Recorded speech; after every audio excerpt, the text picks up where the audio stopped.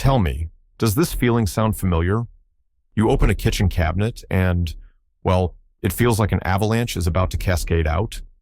Stacks of plates reaching the ceiling, cups and mugs of every shape and size, salad bowls that only saw the light of day once every 5 years for a major holiday. For years, we've accumulated these dishes.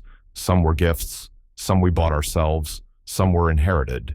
And now, after 60, and especially after 70, this mountain of things doesn't just take up space, it starts to weigh you down, physically, because it all needs washing, rearranging, dusting, and mentally, like an invisible burden, a constant reminder of chores that need doing, or events long past. Why does this happen? As we age, our energy isn't what it used to be in our 30s or 40s. Our backs, our joints, they remind us of their presence more often. Our lifestyle changes too. Large, noisy gatherings become rarer. The children have grown up, and we no longer cook for an entire army. But the dishes remain. They're like an old suitcase without a handle, hard to carry, but painful to throw away. Especially detrimental are those endless special occasion sets gathering dust for years, or chipped cups kept just in case. They are like silent thieves, stealing our space, our time, and most importantly, our peace of mind. But I want to share my discovery with you. The moment you decide to free up your shelves, you'll feel an incredible lightness, a surge of energy, and even an improvement in your mood, almost instantly. And don't be intimidated. My advice is very simple, accessible to everyone, and requires no expense. I promise, you'll be surprised how much simpler and more joyful your kitchen life can become. Stay with me until the end, because the third tip is what became a real revelation for me and brought the most tangible changes. So, where do we begin this journey towards lightness in the kitchen? Let's start with something that might seem trivial, but subtly spoils our mood and can even be dangerous. I'm talking about dishes that have seen better days. The beloved mug with a chipped handle, the plate with a crack only visible at a certain angle, glasses with faded patterns. We often hold on to these items out of sentimentality or the "it'll still do" principle. But let's be honest, every time we pick up such an item, we feel a tiny pang of discomfort. It's like a pebble in your shoe, small, but it hinders your walking. Let me tell you about Arthur. He's 75. Arthur had an old enamel mug from his student days. The handle had long broken off. The enamel was cracked. But he drank his tea from it every morning. He'd say, "I'm used to it. It reminds me of my youth." His wife gently hinted it was time for a replacement, but Arthur resisted. He felt some sort of guilt towards the mug, perhaps, as if throwing it away meant betraying memories.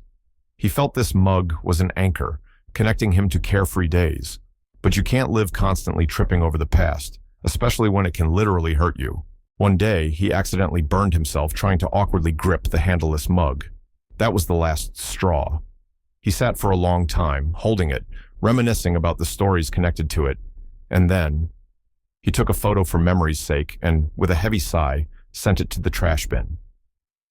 The next morning, he brewed tea in a new, whole, comfortable mug his children had given him long ago. And you know what he said? "I'd forgotten how pleasant it is to drink from beautiful, comfortable dishes. It's like the sun came out from behind the clouds." He realized that memories live not in cracked enamel, but in his heart. And daily comfort is not a luxury, but a necessity, especially at our age. Getting rid of the old mug didn't erase his youth, but it removed a small daily inconvenience and the risk of getting burned. Physically, safer. Psychologically, a more pleasant start to the day. It's like taking off old, tight shoes and finally putting on comfortable slippers. Take a look at your shelves. Perhaps you too have such veterans who have long deserved their rest. Thank them for their service and allow yourself the joy of using only whole, beautiful, and comfortable items. This is the first step towards lightness. When we surround ourselves only with whole and comfortable things, even small items like a cup, we already feel better. Now, let's look at the larger stockpiles often stored in our cabinets, consuming much more space and energy. I'm referring to the heavy artillery, the guest dinner sets and special occasion dishes that occupy prime real estate but are used, maybe once a year if we're lucky. You know, those huge cake platters, though we've long been buying cakes from the bakery, fondue sets unused for 20 years, or entire dinner services for 12, though usually only 2 to 4 people gather at our table. I want to tell you the story of Margaret, aged 72. Margaret is an incredibly hospitable woman. Her home was always full, and her cabinets overflowed with dishes for every conceivable occasion. She used to say, "What if the grandkids come with all their friends? What about an anniversary? One must be prepared." But this preparedness turned into constant anxiety and burden. The cabinets were packed so tightly that retrieving something needed was an epic undertaking, like excavating an ancient city. Dust accumulated on these formal plates in layers, like tree rings. Margaret confessed she felt less like a hostess and more like a museum curator, guarding fragile relics that mustn't be touched. It was hard for her to decide, as these were memories, gifts. She doubted, won't I regret it? What if I really need it someday? This fear of what if paralyzed her. But one day, after another exhausting session of washing and rearranging these treasures, she sat down and asked herself honestly, when did I really use all this last? And did it bring me joy or just hassle and back pain? The answer was obvious. She made a decision.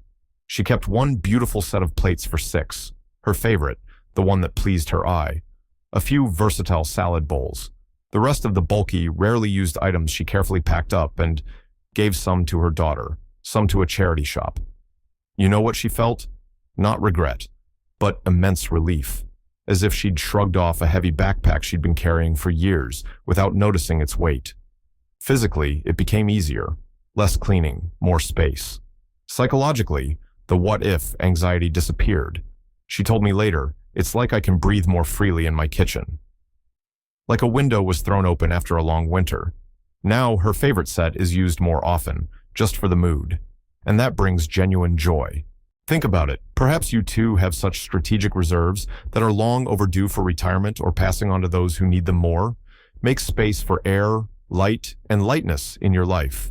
See what relief comes from parting with things that merely take up space and require upkeep, offering little benefit. But there's another, perhaps unexpected way to improve your well-being almost instantly, related to dishes, which doesn't require getting rid of things, only slightly changing a habit. And here it is, that very third point, which for me and many others became a real revelation and brought the most tangible, almost immediate changes in well-being. It sounds a bit strange, but believe me, it works. Try replacing your usual large dinner plates with slightly smaller ones. Yes, that's right. Use dessert or salad plates, for example, for your main meal. Why is this so important, especially for us? As we age, our metabolism, our internal furnace, doesn't burn as brightly as it did in our youth. We simply don't need as much fuel, meaning food. But habits are second nature. We often automatically fill a large plate, just as we did 20 to 30 years ago. What does this lead to? Overeating, even if we don't realize it.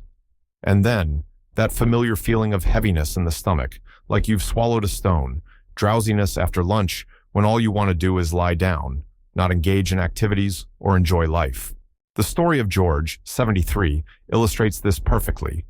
George always loved to eat, and his portions on a standard large plate were, let's say, generous.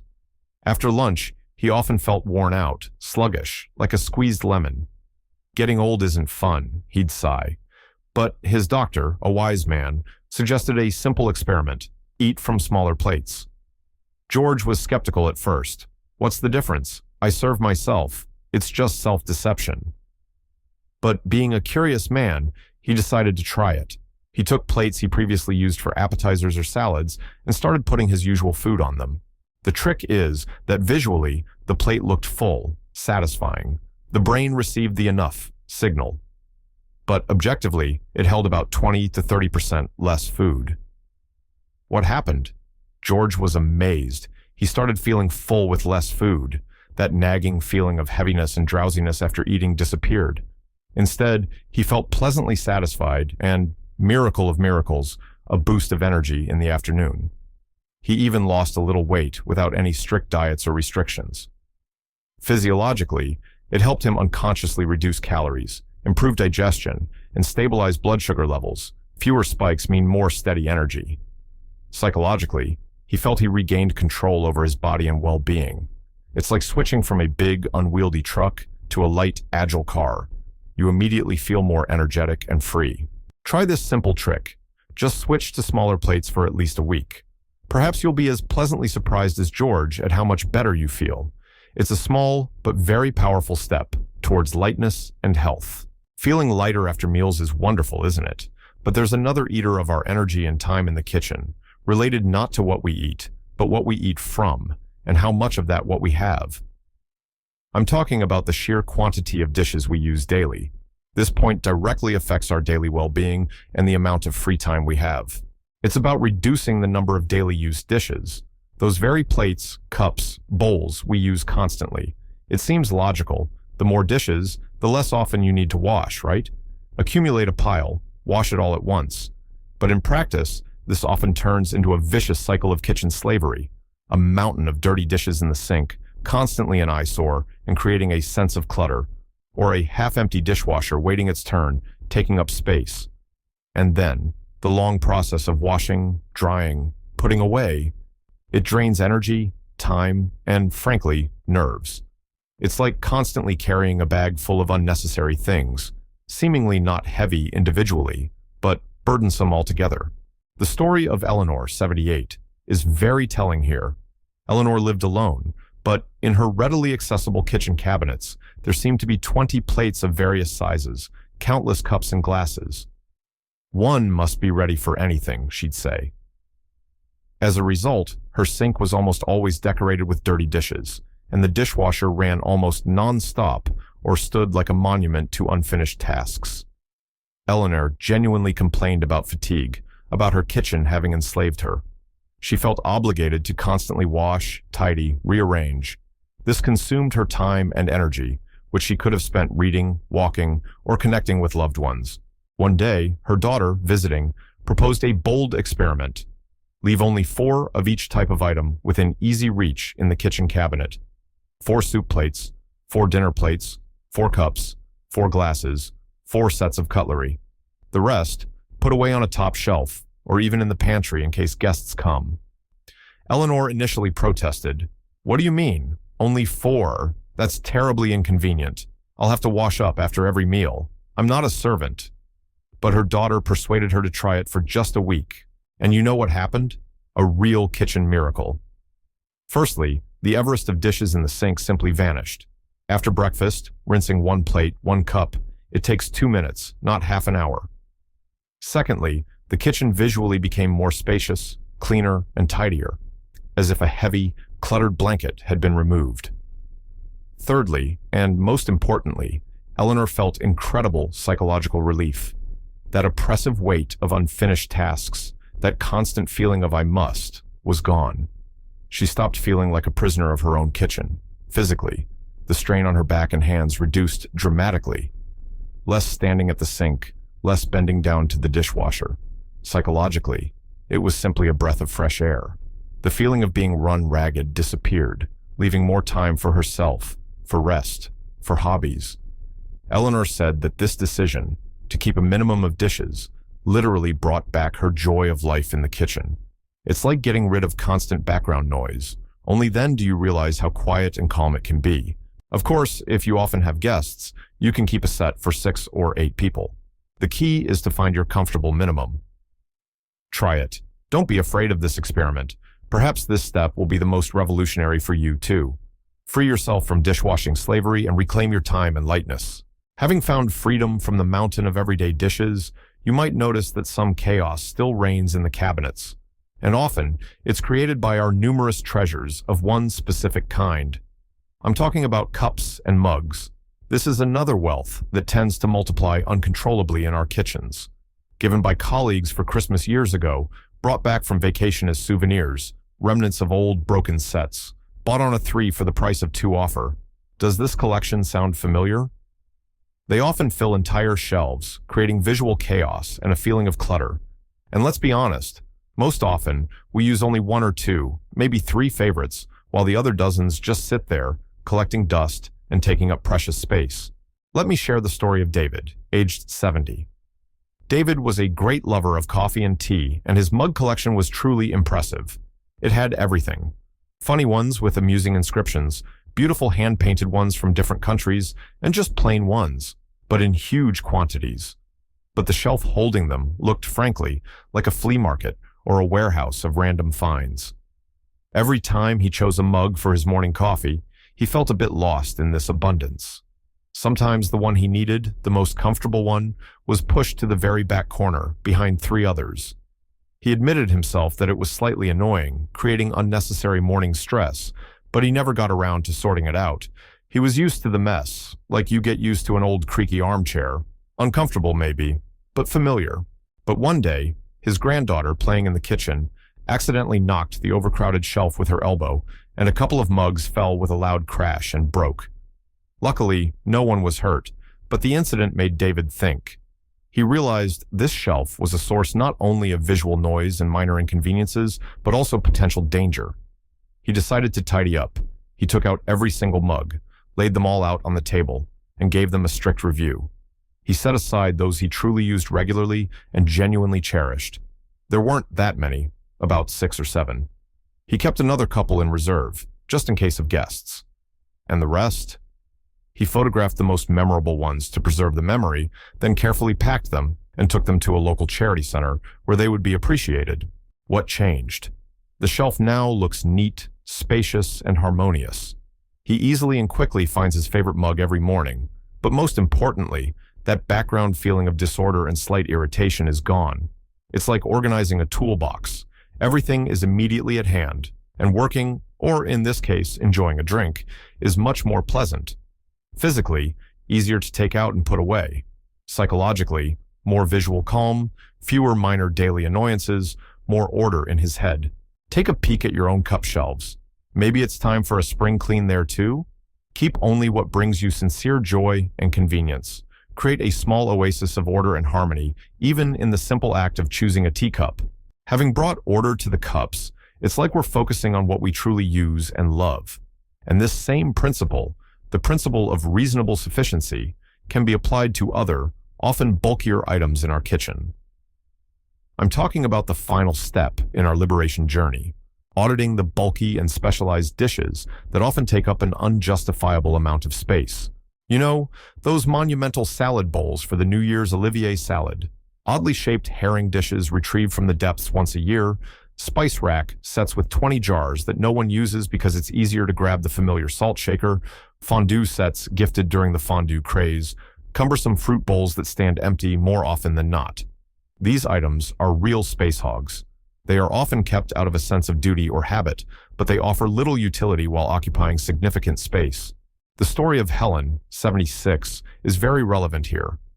Helen had a magnificent crystal salad bowl displayed prominently in her china cabinet, a wedding gift from a beloved aunt. It was incredibly heavy and so large it could hold a small watermelon. It was brought out maybe once every 3 years for a very large family gathering. The rest of the time, it just stood there like a museum exhibit, collecting dust and occupying an entire shelf in the best cabinet. Helen sighed every time she dusted it. It was a gift, a memory of Aunt Mary. It feels wrong to get rid of it. But every time she tried to squeeze something more useful next to it, she felt irritated, how much space it ate up. Besides this, she had several other similar monumental items, a huge platter for fish, a punch bowl set. She felt obligated to keep them, as if they weren't things but some kind of sacred relics. But one day, when she needed space for a new, convenient, lightweight pot her children had given her, one she actually wanted to use daily, she realized this couldn't continue. She made a decision. She took a photo of the salad bowl for memory, mentally thanked Aunt Mary for her generosity. Then she called her niece, who often hosts large gatherings, and asked if she needed such a royal salad bowl. The niece accepted it with delight and gratitude. Helen gave a couple of other rarely used but bulky items to a neighbor who loves hosting parties. She kept only a couple of versatile, medium-sized salad bowls that were easy to wash and store. What did she feel? Incredible liberation. Like a floodgate had opened, letting out stagnant water. An entire shelf was freed up. The sense of guilt and obligation towards these items vanished. It's like deleting unnecessary, bulky programs from an old computer that only slow it down and take up memory. Physically, more useful, easily accessible space appeared for needed items.